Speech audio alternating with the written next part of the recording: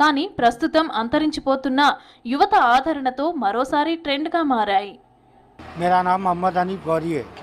हमारे ग्रैंडफादर करते थे पहले ये काम, फिर हमारे डैडी करते थे, अब हम लोग कर रहे हैं और हमारे बच्चे कर रहे हैं काम।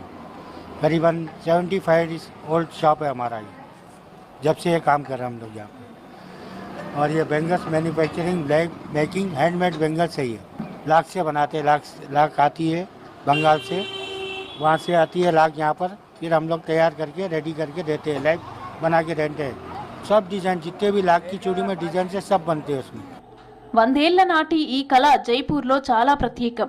కానీ ఇప్పుడు హైదరాబాద్ అమ్మాయిలకు నచ్చడంతో నిన్నటి వరకు కార్ఖానాలో తయారు చేసిన ఈ గాజులు ఇప్పుడు లైవ్గా షాప్లో ముందే చేస్తూ కనిపిస్తున్నారు.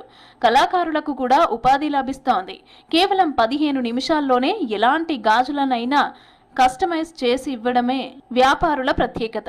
ఎలాంటి కెమికల్స్ లేకుండానే ఈ లక్క గాజులను తయారు చేస్తున్నారు కళాకారులు. 90 రూపాయల నుంచి ఆ పైన ధరలు కనిపిస్తున్నాయి.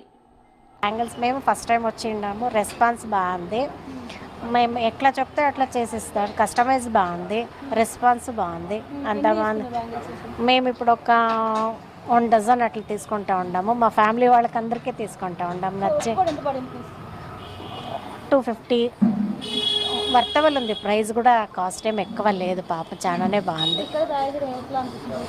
లేదు చాలా బాగుంది. మేము కస్టమైజ్ కోసమే మేము కర్ణాటక నుంచి వచ్చిండమ్మా, ఇక్కడ చూసి ఇచ్చేసుకుంటా ఉండం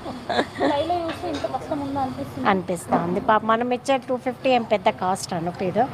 చార్మినార్కు వచ్చే పర్యాటకులు కూడా గాజులు కొనకుండా వెళ్లరు. ఒక్కో జత గాజు వెనుక కళాకారుల కష్టంతో పాటు సంవత్సరాల అనుభవం, వేళ్ల నైపుణ్యం దాగి ఉంటుంది. కంప్యూటర్లు, యంత్రాలు ఎంత వచ్చినా ఇక్కడి చేతి పని, గాజుల అందం మాత్రం ఎప్పుడూ తగ్గలేదని అంటున్నారు అమ్మాయిలు.